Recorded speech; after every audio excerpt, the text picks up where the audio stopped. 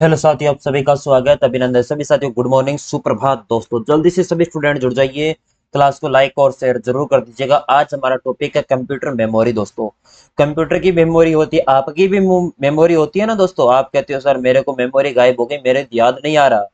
Computer आपको कहता है क्या कभी? कंप्यूटर की या तो पूरी रीसेट ही हो जाती है, नहीं तो मेमोरी सेव ही रहती है। ठीक है, आप बोल सकते हो लेकिन कंप्यूटर कभी आपका डाटा सेव किया हुआ नहीं बोल सकता। हमेशा ध्यान रखना, आप कुछ भी चीज कहीं पर भी बोल सकते हो। ठीक है, चलिए कंप्यूटर मेमोरी दोस्तों, जिस प्रकार दोस्तों आपके मानव मस्तिष्क पिछले कार्यों को जो संग्रहित या याद रखता है, उसी प्रकार दोस्तों उसी टर्म में आपकी मेमोरी है ना, वो आप कंप्यूटर या एक चिप के अंदर दर्शाती है। डाटा निर्देश को जो स्टोर करती है कंप्यूटर के अंदर। दोस्तों किस में स्टोर होते हैं डाटा आपके? डाटा चिप, या दोस्तों आपसे पूछ लिया दोस्तों आपके मेमोरी में। मेमोरी एक दोस्तों चिप कार्ड, मेमोरी कार्ड आपने देखा उसी प्रकार की चिप होती है, उसी के अंदर सारा कंप्यूटर की याददाश्त उसी के अंदर सेव होती है। अगर वो रीसेट हो गई या उसको हटा दिया तो कंप्यूटर का दोस्तों पूरा दिमाग खराब, वो कुछ भी नहीं करेगा काम फिर। जिस प्रकार आपका दिमाग खराब हो जाए, आप कुछ कर लोगे क्या? नहीं करोगे। मैं आपको पढ़ा रहा हूँ, अगर आपका दिमाग खराब होगा तो आप क्लास नहीं देखोगे, क्योंकि कौन है ये। चलो, कंप्यूटर मेमोरी डाटा व सूचना को स्टोर रखने वाली क्या है? डिवाइस है। डाटा को क्या रखेगी? स्टोर रखने का वाली डिवाइस है। इसमें डाटा का निर्देश व स्टोर रहने का दोस्तों प्रमुख आपका संग्रहण है। बाइनरी जीरो व एक के रूप में स्टोर होती है। बाइनरी भाषा के अंदर जीरो और एक के रूप में आपका कोई भी डाटा है वो सेव रहता है इसके अंदर। ऐसा थोड़ी है दोस्तों, आपके मस्तिष्क अलग है, इसका मस्तिष्क अलग है दोस्तों। इसके अंदर दोस्तों जीरो एक के रूप में आप पहचान करेगा मेमोरी की। आप ए बी सी इस प्रकार लिखोगे, उसी को इस कोड में बदलेगा जीरो एक दोस्तों। इसी भाषा में, वो बाइनरी भाषा के अंदर बदलने पर यह कार्य करता है, उसी के आधार पर आपका करता है। सबसे छोटी इकाई बिट होती है। सबसे छोटी इकाई बिट होती है दोस्तों, बिट। सबसे बड़ी इकाई जियो पीबा बाइट होती है। जियो पीबा बाइट से भी दोस्तों आपकी बड़ी होती है ब्रोंटो बाइट। जियोपोबाइट से भी होती है दोस्तों। यहाँ पर जियोबाइट भी कर सकते हो या ब्रोंटोबाइट भी कर सकते हो, बी कर लेना, ब्रोंटोबाइट दोस्तों। ठीक है, डाटा स्थायी व अस्थायी रूप में संग्रहण होता है अपना स्थायी दोस्तों कहां पर होता है और अस्थायी कहां पर, उनके बारे में आगे चर्चा करेंगे। कौन सी रैम में होता है स्थायी या रोम में होता है दोस्तों, इनके बारे में पढ़ेंगे। मेमोरी को कंप्यूटर की याददाश्त भी दोस्तों कहा जाता है। इनपुट डिवाइस जो डाटा दोस्तों निर्देश कंप्यूटर सिस्टम को देगा दोस्तों, उसी के डेटा के निर्देश स्टोरेज मीडिया एवं कंप्यूटर के द्वारा स्टोर किए जाते हैं, और यह भंडारण सिस्टम स्टोरेज मीडिया मेमोरी कहलाता है दोस्तों। क्या कहलाता है? Storage memory. मेमोरी कंप्यूटर का एक ऐसा बुनियादी भाग है जिसमें सीपीयू को प्रोसेसिंग के लिए डाटा व निर्देश चाहिए, और संग्रहित करने के लिए दोस्तों आपको उसी के आधार पर आपका कार्य करेगा। मेमोरी का प्रयोग प्रोसेसिंग के बाद परिणामों को संग्रहित करने के लिए किया जाता है। मेमोरी डाटा को स्थायी व अस्थायी दोस्तों, स्थायी भी करता है और अस्थायी भी करता है। विभिन्न आपके निर्देशों व सूचना व परिणामों को स्टोर करने का भी दोस्तों कौन करेगा कार्य? कंप्यूटर मेमोरी करेगी। अपने मेमोरी को कंप्यूटर की दोस्तों क्या कहा जाता है? याददाश्त। अब देखते हैं दोस्तों आपको क्या है रीड स्टोर डाटा। रीड करना का क्या मतलब है? स्टोर डाटा को एक्सेस करना। जो भी आपका स्टोर डाटा है उसको एक्सेस करना है तो क्या करना, वो क्या कहलाता है? रीड। और राइट दोस्तों डाटा को डिवाइस में स्टोर करना। डाटा को किस में? डाटा को डिवाइस में स्टोर करना, ये कहलाता है राइट है। और रीड दोस्तों स्टोर डाटा को एक्सेस करना, ये आपका रीड कहलाता है। मेमोरी। अब दोस्तों मेमोरी होती है, मेमोरी प्राथमिक मेमोरी होती है और एक द्वितीयक मेमोरी होती है। आपकी दोस्तों प्राथमिक मेमोरी मेमोरी अलग होती है, द्वितीयक मेमोरी अलग होती है। प्राथमिक मेमोरी के आप सारों को बात बता सकते हो, द्वितीयक मेमोरी के सारों को बताओगे? नहीं बताओगे तो आपकी प्राइवेसी वाली बातें दोस्तों आपकी द्वितीयक मेमोरी में होती है, सेकंड मेमोरी में। आप ऐसा थोड़ी सारी बातें आप हर किसी को बता दोगे, नहीं बताते हो। मुझे पता है दोस्तों आप कितने चालाक हो। लेकिन मेमोरी भी, कंप्यूटर भी दोस्तों दो प्रकार के रखता है, प्राथमिक मेमोरी और द्वितीयक मेमोरी। रैम, रैम, रोम, कैच, रजिस्टर दोस्तों, ये है तीन चार प्रकार के दोस्तों इसमें हो गई। इसमें और है दोस्तों पी रोम, ईपी रोम, ईपी रोम, प्लेस में रोम दोस्तों, ये अलग अलग है। रैम के दो भाग है, असरैम और D RAM. RAM, SRAM, D RAM. D RAM के फिर तीन भाग है, एडी रैम, एसडी रैम और डीडीआर रैम। ये आपने दोस्तों ज्यादातर रैम, अगर मोबाइल वगैरह चलाते हो, वो केवल रैम और रोम दो ही सुनी है, क्योंकि वो मोबाइल लेकर आते तब यही पूछते हैं रैम कितनी है, रोम कितनी है। और उन्हें कुछ मतलब नहीं होता डायट कितनी में रोम कितनी है और रैम कितनी है। उसने बता दी रैम इतनी है और मैं रोम इतनी है, तो वो उसके हिसाब से मोबाइल लेकर आ जाते हैं और प्राइस बताए उतनी देख के आ जाते हैं। लेकिन अदर भी सिस्टम देखा करो बेटा, ठीक है ना। और सेकेंड मेमोरी में बात करें मैग्नेटिक डिस्क, जिसमें हार्ड डिस्क और फ्लॉपी डिस्क है। ऑप्टिकल डिस्क में सीडी, डीवीडी, बीआरडी। और इलेक्ट्रॉनिक स्टोरेज डिवाइस में पेन ड्राइव, मेमोरी कार्ड और मैग्नेटिक टाइप टेप दोस्तों भी आपकी सेकेंड मेमोरी का ही भाग होता है दोस्तों। कौन कौन से? पी रोम आपकी इसमें आ गया और इसमें ही है। अब सबसे पहले प्राथमिक मेमोरी। अब सबसे पहले मैं आपको कुछ चीजें बता दूं बेटा। मेमोरी जिस स्थान में स्टोर किया जाता है उसकी एक यूनिक पहचान होती है, जिसे मेमोरी एड्रेस कहा जाता है, याद रखना। अगर आपका कोई भी डिवाइस स्टोर करनी है, कोई वस्तु या कोई भी डाटा आपको स्टोर करना है, तो उसका दोस्तों जो भी एड्रेस होता है दोस्तों, उसकी एड्रेस मेमोरी एड्रेस के द्वारा ही दोस्तों उसकी पहचान की जाती है और मेमोरी एड्रेस को ही पहचान के जरिए दोस्तों उसको अपनाया जाता है। कंप्यूटर मेमोरी को छोटे छोटे भागों में विभाजित किया जाता है, जिन्हें दोस्तों क्या कहते हैं? सेल कहते हैं। कंप्यूटर की मेमोरी को दोस्तों कितने छोटे छोटे भागों में विभाजित करके और उन्हें आपके क्या कहते हैं? सेल कहते हैं। प्रत्येक सेल का यूनिक दोस्तों एड्रेस होता है और यूनिक एड्रेस जिनका मान 0 से लेकर दोस्तों अब मेमोरी साइज से अपना 1 तक का दोस्तों वेरी करता है। 1 से 0 से लेकर 1 के मध्य आपका सेल का एड्रेस होता है। सेल का एड्रेस अगर आपको समझ में नहीं आया दोस्तों, मैं आपको बताता हूं दोस्तों, ठीक है। यदि किसी कंप्यूटर का दोस्तों 64 के वर्ड्स में आपका यूनिट मेमोरी में है, तो 64 इंटू 1024 कितना हुआ दोस्तों? 64 इंटू 1024 416 और 3 है। अब कैलकुलेशन आप कर लेना बेटा, अगर मेरी सही आ रही है 65,537 हो रहा है क्या? 65,537 हो रहा है अपने 64 इंटू 1024। ये होती है मेमोरी लोकेशन। ये मेमोरी लोकेशन को एड्रेस 0 से लेकर आपके दोस्तों 65,535 तक वेरी करता है इसका। ये आपको याद रखना है, ठीक है। चलो, ये आपके भंडारण क्षमता आपकी बात करें किसी मीडियम जैसे हार्ड डिस्क हो गया, सीडी हो गया, डीवीडी हो गया, पेन ड्राइव हो गया, इनमें डाटा को स्टोर की जाने वाली डिवाइस की अधिकतम मात्रा स्टोरेज क्षमता कहलाती है। यानी आपके भंडारण क्षमता भी होती है। ऐसा थोड़ी मन में उतनी सेव कर लोगे, आप भी नहीं कर पाते। मैं जितना पढ़ाता हूँ उतना आपको थोड़ी याद हो पाता है। आप ही कहते हो सर मुझे तो बस इतना आपने मेमोरी मेमोरी पढ़ा है, मेमोरी नाम याद हुआ, और तो सेकंड मेमोरी क्या है, प्राथमिक मेमोरी मुझे याद ही नहीं हुआ। आप तो याददाश्त तो भूल जाते हो, लेकिन कंप्यूटर में दोस्तों भूलता नहीं है, लेकिन उसकी स्टोरेज क्षमता भी होती है। 64 GB होगी, 128 GB होगी, 256 GB होगी, जितनी भी दोस्तों उसकी क्षमता है 1024, 512 जो भी। अब दोस्तों इसमें थोड़ा सा इसमें प्राथमिक मेमोरी की तरफ चलते हैं। प्राथमिक मेमोरी दोस्तों कौन सी होती है? प्राथमिक मेमोरी की बात करी जाए आपसे, प्राथमिक मेमोरी मुख्य मेमोरी होती है। प्राथमिक मेमोरी क्या होती है? प्राथमिक मेमोरी में वर्तमान किए जाने वाले कार्य को, डाटा को दोस्तों क्या किया जाता है? निर्देशों को संग्रहित, जो वर्तमान में प्रेजेंट में जो भी कार्य किया जा रहा है उस डाटा को स्टोर करना, उस डाटा को क्या करना? स्टोर करना। और जो भी डाटा हो गया निर्देशों को संग्रहित करना, यह कार्य प्राथमिक मेमोरी में होता है। स्पष्ट रूप से प्रश्न बन सकता है आपसे कि प्राथमिक मेमोरी में होने वाले कार्य को किस मेमोरी में सेव होता है? प्राथमिक, सेकेंडरी, ए भी दोनों, या इनमें से कोई नहीं। तो आप करके आ जाना प्राइमरी मेमोरी, प्राथमिक मेमोरी। जो वर्तमान में कोई भी डाटा कर रहे हैं दोस्तों, प्राथमिक मेमोरी। ये किस प्रकार की दोस्तों? सेमीकंडक्टर मेमोरी है, आंतरिक मेमोरी से कहा जाता है। प्रोसेसिंग के दौरान डाटा प्राइमरी मेमोरी में ही सेव रहता है दोस्तों। अगर डाटा प्रोसेसिंग हो रहा है, प्रोसेसिंग के दौरान डाटा कहां पर सेव दोस्तों? ये होगा दोस्तों आपके प्राथमिक मेमोरी में ही। प्राथमिक मेमोरी को सेमीकंडक्टर मेमोरी या आंतरिक मेमोरी दोस्तों कहते हैं, या मुख्य मेमोरी भी कहा जाता है। गति दोस्तों किसमें? माइक्रो सेकंड में इसका मापन होता है। और प्राथमिक मेमोरी दोस्तों किसका भाग माना जाता है? सीपीयू का भाग माना जाता है। इसीलिए तो डायरेक्ट सीपीयू से कनेक्ट रहती है और प्रोसेसिंग के दौरान डाटा प्राथमिक मेमोरी में ही सेव रहता है। कोई भी डाटा आप कार्य करोगे वो प्राथमिक मेमोरी में सर्वप्रथम सेव होगा। सेकेंडरी स्टोरेज डिवाइस की तुलना प्राथमिक मेमोरी क्या होगी? तेज दोस्तों। अगर आपके डिवाइस के अंदर लगी हुई मेमोरी उसी के अंदर डाटा सेव हो रहा है तो अलग दोस्तों फास्ट होगा। और वो डिवाइस बाहर से कनेक्ट होकर दोस्तों किसी कार्य को कार्य कर रही है तो वो मेमोरी क्या होगी? तेज होगी। ये आपको ध्यान रखना है।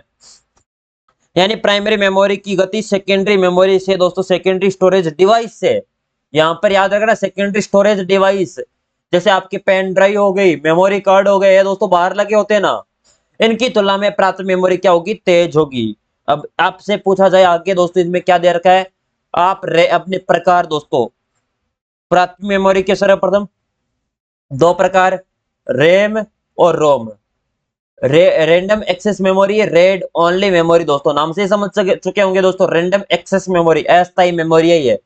इसमें दोस्तों कोई भी डाटा दोस्तों अस्थायी रूप से सेव होता है, कोई भी डाटा आपका हो गया वो अस्थायी रूप, यानी आपका रैंडम एक्सेस मेमोरी में डाटा को क्रमबद्ध पढ़ना आवश्यक नहीं होता, अर्थात डाटा कहीं भी पढ़ा जा सकता है। इसमें डाटा को पढ़ना व लिखना तीव्र गति से दोस्तों होता है अस्थायी मेमोरी। लेकिन दोस्तों डाटा कंप्यूटर को बंद होने पर दोस्तों इसमें डाटा क्या हो जाएगा, नष्ट हो जाएगा। अगर आपका कोई भी पावर सप्लाई दोस्तों आपकी चल रही है और पावर सप्लाई जैसे ही पीसी के अंदर बंद हुई तो रैम में डाटा है वो सारा दोस्तों डिलीट हो जाएगा। सेव किया उतना सेव किया हुआ डाटा कहां पर चला जाए, रोम में चला जाएगा। इसे दोस्तों आपका अस्थायी मेमोरी कहते हैं, वोलेटाइल या परिवर्तनशील मेमोरी भी कहा जाता है। रैम मेमोरी को ही मुख्य मेमोरी या मेन मेमोरी या मुख्य मेमोरी दोस्तों इसे कहा जाता है। रैम में डाटा को रीड एंड राइट कर सकते हैं, रीड भी कर सकते हैं और राइट भी, पढ़ भी सकते हैं और लिख भी सकते हैं। इसमें ये सेमीकंडक्टर व फ्लिप फ्लॉप से मिलकर दोस्तों आपकी डिवाइस से बनी होती है। किससे, सेमीकंडक्टर, सेमीकंडक्टर और फ्लिप फ्लॉप से मिलकर दोस्तों आपकी ये बनी होती है बेटा, ठीक है। ये कलर चेंज गजब हुआ है ना। चलो,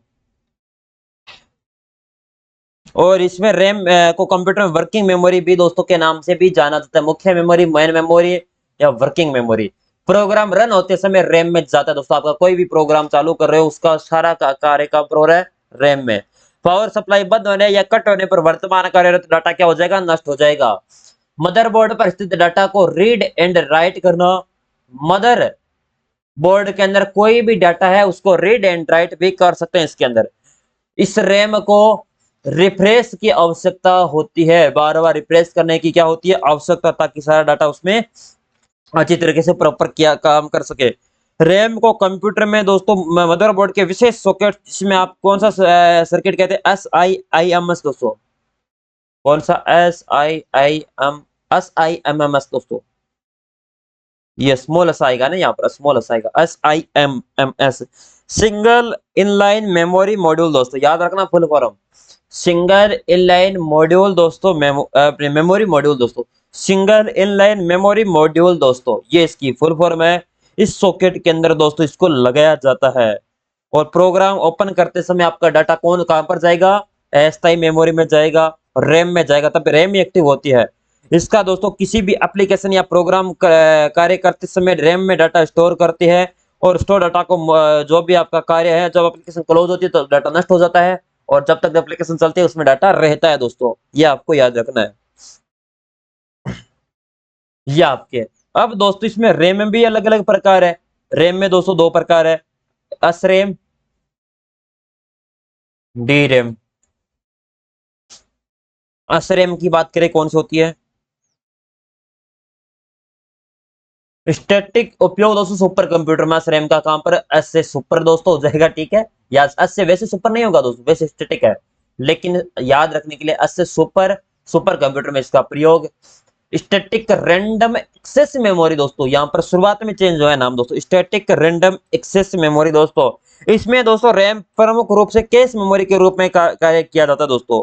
ये आपके डी रैम की तुलना में तेज व अधिक गति होती है दोस्तों इसकी, और ये दोस्तों रैम है ना, कम रिफ्रेश करने की दोस्तों क्या होती है इसमें आवश्यकता, इसीलिए तो महंगी है और विद्युत खपत क्या इसमें अधिक है। यानी डी रैम से दोस्तों क्या है, फास्ट है। नॉन रिफ्रेशिंग दोस्तों मेमोरी, कम से कम रिफ्रेश करने की आवश्यकता पड़ती है इसमें और तेज होती है, ये महंगी भी होती है, विद्युत खपत भी दोस्तों इसमें अधिक है, याद रखना है। उसके बाद है डी रैम, उपयोग माइक्रो कंप्यूटर, लैपटॉप में, डायनेमिक रैंडम एक्सेस मेमोरी, विद्युत खपत कम, कम खर्च दोस्तों, धीमे प्रोसेस मेमोरी दोस्तों, इसकी धीमे प्रोसेस है, विद्युत कम है। वर्तमान में दोस्तों इसका अधिक प्रयोग किया जा रहा है लैपटॉप वगैरह में, लेकिन ये दोस्तों धीमी प्रोसेस मेमोरी है, विद्युत खपत क्या करेगी, कम करेगी। डी रैम के अंदर दोस्तों आपने पढ़ी थी ना, एडी रैम, एक तो एडी रैम पढ़ी थी जिसमें आपके एस डी रैम भी होगी, डीडीआर रैम होगी, ये दोस्तों आपके डी रैम के अलग अलग प्रकार हैं।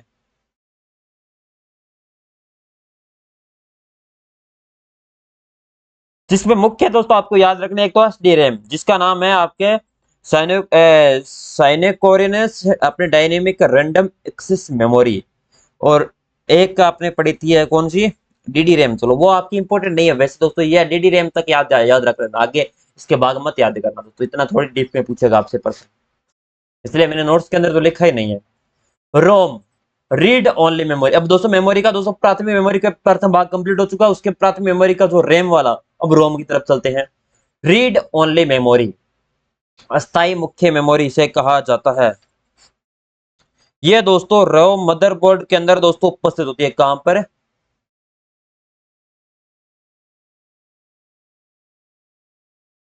मदरबोर्ड के अंदर क्या होगी, उपस्थित होगी, और सिलिकॉन चिप से दोस्तों बनी हुई है। किससे, जो सिलिकॉन चिप है इससे बेटा आपकी बनी हुई है। निर्माण के समय दोस्तों इसके अंदर डाटा स्टोर किया जाएगा, बाद में नहीं कर सकते इसमें डाटा, जब आपका इसका निर्माण होगा उसी समय दोस्तों निर्माता के द्वारा डाटा को स्टोर किया जाता है। और रोम का उपयोग कहां पर, आपके कैलकुलेटर हो गया, कैलकुलेटर के अलावा वीडियो गेम हो गए दोस्तों, वीडियो गेम आते हैं ना वो उसमें फिक्स होते हैं सारे गेम, वो उसी के इसमें डिजिटल कैमरा में इसके अंदर सर्वाधिक का दोस्तों रोम का प्रयोग किया जाता है। और ये दोस्तों नॉन वोलेटाइल मेमोरी है, ये भी आपको ध्यान रखना है। इसमें रोम में डाटा तब भी दोस्तों स्टोर रहता है जब दोस्तों कंप्यूटर की पावर सप्लाई ऑफ कर दी जाए, फिर भी अब वापस चालू करोगे वो सेम डाटा खुल जाएगा, यानी दोस्तों उसके अंदर सेव है। अब आपका कैलकुलेटर आप चलाते हो, कैलकुलेटर चलाते हो तो आपने चलाया जब ठीक है बंद हो गया, वापस डाटा ऑन किया वापस वहीं से स्टार्ट हो जाएगा ना, डाटा उसके अंदर सेव है। उसके अंदर वो, इसका मतलब थोड़ी आपकी एक बार कैलकुलेटर बंद कर दिया उसके बाद वापस काम ही नहीं आएगा, फेंकने का काम है दोस्तों, नहीं, आप उसका काम ले सकते हो। तो वो आपका रोम में डाटा सेव है, रोम में डाटा डिलीट नहीं होता। ये नॉन वोलेटाइल मेमोरी हो गई। इसमें आपका डब्ल्यू और रोम पर आधारित है, राइट वन रीड मैनी दोस्तों, राइट एक बार कर सकते हैं, रीड कितनी बार कर सकते हैं, यानी लिख एक बार सकते हैं और पढ़ कितनी ही बार सकते हैं। इसमें स्टोर को यूजर केवल उपयोग कर सकता है, इसमें स्टोर को क्या कर सकेगा यूजर, अपना उपयोग। रोम के निर्माण के समय डाटा को निर्माता के द्वारा स्टोर किया जाता है, किसके द्वारा, रोम का जब निर्माण होगा उसी समय क्या कर देगा डाटा दोस्तों, कंपनी इसके अंदर स्टोर कर देगी। उसके बाद दोस्तों आपका कौन सा नहीं कर सकते, कुछ भी परिवर्तन नहीं कर सकते, इसमें डाटा वही रहेगा आपका। उपयोग दोस्तों calculator, video games, digital camera हो गए, उनमें इसका प्रयोग किया जाता है। यह दोस्तों आपके कंप्यूटर सिस्टम के रोम के बायोस जो आपका प्रोग्राम स्टोर है ना, वहां पर आपका फॉर्मर फर्मवेयर के रूप में स्टोर रहता है। फर्मवेयर हार्डवेयर और सॉफ्टवेयर को दोस्तों मेल करने का आपस में डिवाइस होता है, उसके अंदर दोस्तों ये कनेक्टर रहता है। कंप्यूटर आपको स्टार्ट या चालू करने का निर्देश जिन्हें बूटी कहा जाता है, वो रोम के अंदर स्टोर रहता है दोस्तों, काम पर रोम में। कंप्यूटर जब भी ऑन होता है तो उसे क्या कहते हैं, बूटिंग। बूटिंग करोगे दोस्तों क्या होगा, वो डाटा सारा रोम के अंदर स्टोर रहता है, उसी के तहत आपका सारी, अब डेस्कटॉप स्क्रीन कहां पर सेव होती है, रोम के अंदर। कंप्यूटर के अलावा वॉशिंग मशीन हो गई, माइक्रोवेव हो गया, अन्य कोई इलेक्ट्रॉनिक डिवाइस हो गई जो प्रोग्रामिंग रोम की सहायता से की जाती है। और रैम की तुलना दोस्तों सस्ती भी रोम होती है। रोम तो रैम तो फायदा, अपना पैसा बहुत लगता है रैम का, रोम में दोस्तों कुछ नहीं लगता, फ्री की मानो, ज्यादा पैसा नहीं है दोस्तों रोम रैम की तुलना में, ये सस्ती मेमोरी है, सस्ती मेमोरी। चलो, स्थायी मेमोरी बायोस दोस्तों, बेसिक इनपुट आउटपुट सिस्टम दोस्तों, बेसिक इनपुट आउटपुट सिस्टम, इस पद्धति पे कंप्यूटर में सबसे पहले चलने वाला प्रोग्राम, अन्य नाम post power on self test, computer को बूट करने तो दोस्तों इसका प्रयोग आपका करते हैं। यहाँ पर आपकी जो रैम है मुख्य रूप से वो आपकी यहाँ पर लगभग दोस्तों पूरी होती है। उसके बाद रोम के प्रकार, अब रोम के अलग अलग प्रकार थे, एक थी पी रोम, एक ईपी रोम, एईपीए रोम, एक फ्लैश रोम दोस्तों। सबसे पहले पी रोम पढ़ते हैं। पी रोम के अंदर क्या है, प्रोग्रामेबल रीड ओनली मेमोरी, नाम से समझ सकते हो, प्रोग्रामेबल रीड ओनली मेमोरी, इसमें डाटा को स्टोर, आप प्रोग्राम को स्टोर रख सकते हो लेकिन कभी हटाया नहीं जा सकता। कोई भी प्रोग्राम है दोस्तों, वो दोस्तों स्टोर करने के बाद दोस्तों हटाया, कभी भी हटाया नहीं जा सकता। अर्थात यूजर द्वारा एक बार प्रोग्राम निर्देश में बर्न करने के बाद उसमें परिवर्तन दोस्तों किसी भी प्रकार का नहीं ला, बर्न का मतलब दोस्तों आप समझ लेना, आगे बर्न नाम आएगा। ठीक है। तो बर्न का मतलब है डाटा को स्टोर करना। अगर एक बार डाटा इसके अंदर पी रोम में स्टोर हो गया तो स्टोर होने के बाद फिर कभी भी हटाया नहीं जा सकता। यानी प्रोग्रामेबल रीड ओनली मेमोरी है। एक बार होने के बाद रीड कर सकते हो ओनली, उसमें चेंज वगैरह किसी भी प्रकार का परिवर्तन नहीं कर सकते। पी रोम में जो डाटा है वो इस रोम का निर्माण करते समय निर्माता जो कंपनी है वो अपने यूजर द्वारा, अपने कंपनी या यूजर द्वारा स्टोर किया जाता है। इसमें प्रकार की रोम में डाटा स्टोर करने के बाद यूजर द्वारा डाटा को क्या नहीं किया जा सकता, परिवर्तन नहीं किया जा सकता और ना कभी डाटा को स्टोर किया जा सकता। वो होती है दोस्तों पी रोम। इस रोम को दोस्तों डब्ल्यू ओ रोम कहते हैं, WORM दोस्तों, राइट वन रीड मैनी दोस्तों। यानी इसमें दोस्तों कोई भी दोस्तों एक बार लिखने के बाद दोस्तों लिखा एक बार जा सकता है और उन्हें बार बार पढ़ा जा सकता है। वो पी रोम का उदाहरण है। इस मेमोरी में छोटे छोटे फ्यूज सेव होते हैं जिसके प्रोग्रामिंग के जरिए एक बार प्रोग्रामिंग करने के बाद इसे दोस्तों क्या इरेज नहीं कर सकते। कोई भी प्रोग्राम हुआ है, प्रोग्राम इसके अंदर लिखा है, उसके बाद इस प्रोग्राम में क्या नहीं कर सकते, इरेज नहीं कर सकते, मिटा नहीं सकते। सेव एक बार कर सकते हैं लेकिन मिटाया मिटाया नहीं जा सकता। पढ़ कितनी बार सकते हैं, सेव एक बार होगा। ये होती है पी रोम के उदाहरण। पी रोम के बाद आगे चलते हैं ईपी रोम। ईपी रोम की बात करें, erasable programmable read only memory. Erasable programmable read only memory. अब देखो यहां पर प्रोग्रामेबल रीड ओनली मेमोरी की बात करी जाए, ये इरेजेबल है आपकी। इसमें आपका इरेज कर सकते हो, क्या कर सकते हो, इसमें इरेज कर सकते हो। इसमें स्टोर डाटा को हटा सकते हैं किंतु डाटा के किसी एक हिस्से को नहीं। इसमें दोस्तों कोई भी डाटा को स्टोर किया है, इसमें आपका कोई भी प्रोग्राम एक बार सेव होने के बाद डाटा को स्टोर किया जा सकता है किंतु डाटा किसी एक हिस्से को नहीं हटा सकते। कोई भी डाटा आपने सेव किया इसके अंदर, डाटा सेव होने के बाद एक बार डाटा को क्या कर दिया, सेव कर दिया, फिर आपको पूरा डाटा डिलीट करना है तो हटा सकते हो। लेकिन आपके मन में आ गया दोस्तों आपकी बाबू सोना की दोस्तों तस्वीरें वो हटानी नहीं हटाई जा सकती बेटा, ठीक है ना, साधारण भाषा में। लेकिन पूरे डाटा को हटाया जा सकता है। आपके मन में आया कि सर मुझे पूरी हटानी है, पूरी मेमोरी को खाली करना है, तो हटा सकते हो ईपी रोम।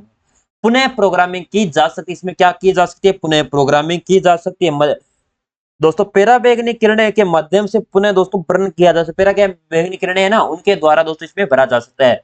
इसे पेराबैंगनी ईपी रोम भी दोस्तों कहा जाता है। यह यहाँ पर होगी ईपी रोम। उसके बाद है EP ROM, electrically erasable programmable read only memory. याद रखना, electrically erasable programmable read only memory. दो बार बोलो, electrically erasable programmable read only memory. भूल मत जाना, फुल फॉर्म याद होनी चाहिए। पहला प्रश्न दोस्तों फुल फॉर्म से बनेगा आपसे, दूसरा प्रश्न कहीं और से बनेगा। इसमें रखे डाटा को विद्युत प्लस के माध्यम से हटाकर पुनः बर्न किया जा सकता है। वर्तमान में सर्वाधिक प्रयोग इसका है। बार बार अपडेट या बदलाव है तो दोस्तों इसमें आवश्यक है। ये ईपी रोम होती है। विद्युत प्लस के माध्यम से डाटा को पुनः हटाया जा सकता है। आजकल मदरबोर्ड व अधिकांश इसी दोस्तों रोम का दोस्तों क्या किया जा रहा है, प्रयोग किया जा रहा है।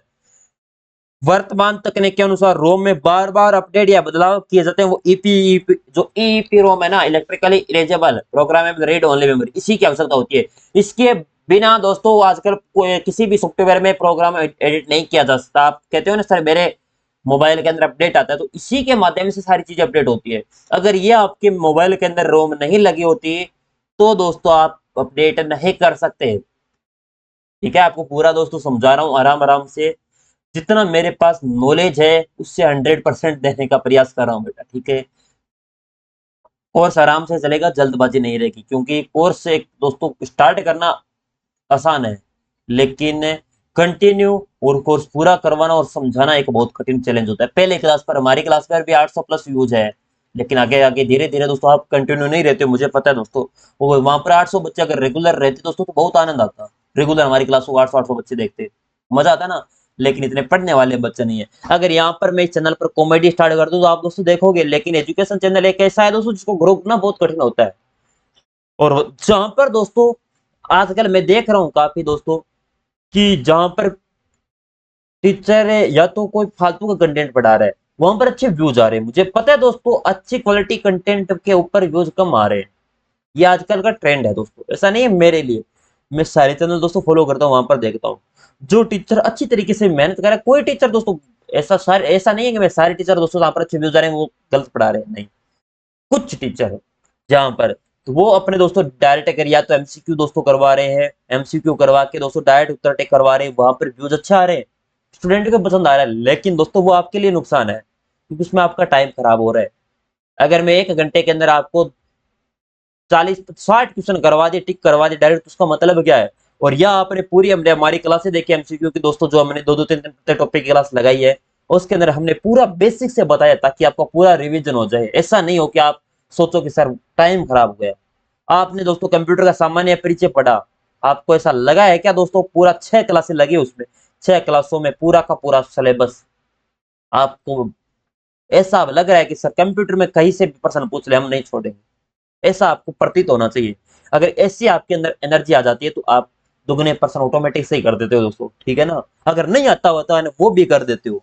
और आपके अंदर ऐसा है दोस्तों, अब मुझे इंग्लिश नहीं आती, मैं भी सोचता हूँ कि इंग्लिश मुझे आएगी नहीं, अब मेरे भय है दोस्त इस चीज का, लेकिन इंग्लिश अपने हार्ड थोड़ी है कोई सिलेबस में, नहीं है दोस्तों, आसान है इंग्लिश। लेकिन सीखने दो, अगर आपके मन में इच्छा नहीं है सीखने की तो नहीं सीख पाओगे। चलिए, यहाँ पर केस मेमोरी चालू होगी क्या यहाँ पर अपने? अच्छा, ईपी रोम पूरी करवा दी ना, 1 मिनट रुकना बेटा। हम्म, चलिए, कैश मेमोरी, ये दोस्तों ये प्राथमिक मेमोरी है। अस्थायी मेमोरी व मुख्य मेमोरी दोस्तों से कहा जाता है, यानी अस्थायी मेमोरी है वह मुख्य मेमोरी है। ये मेमोरी रैम और सीपीयू के मध्य दोस्तों लगी होती है। कहां पर? रैम व रोम के मध्य दोस्तों आपकी लगी होती है। उद्देश्य यूजर द्वारा बार बार उपयोग होने वाले डाटा के एड्रेस को होल्ड करना। कोई भी डाटा है उसका यूजर के द्वारा बार बार उपयोग होने वाले डाटा को क्या करेगा? एड्रेस के अंदर स्टोर करने का दोस्तों कार्य करेगा, होल्ड करने का कार्य करेगा। ये केस मेमोरी का ही दोस्तों प्रकार है, केस मेमोरी दोस्तों। अब इसमें आज पूरा तो होगा नहीं दोस्तों ना टॉपिक, इतना क्या। तो दोस्तों हमारी डेली की 30 मिनट की क्लास रहती है, उसमें दोस्तों अपने हो चुका टाइम वैसे, कोई बात दोस्तों, नेक्स्ट क्लास में पूरा कर लेंगे। इतना पढ़ देना बेटा, नोट्स एक बार दोस्तों, सिलेबस हो जाएगा, चिंता मत करिए, थोड़ा थोड़ा पढ़ के कर लेंगे। 86 पेज में से 28 पेज तक पहुंच चुके हैं दोस्तों, बच्चा कितना है? 86 + 5 और है दोस्तों, ऑफिस के, ठीक है। इतना पढ़ना, कल हम इसका पूरा कर देंगे मेमोरी। Thank you.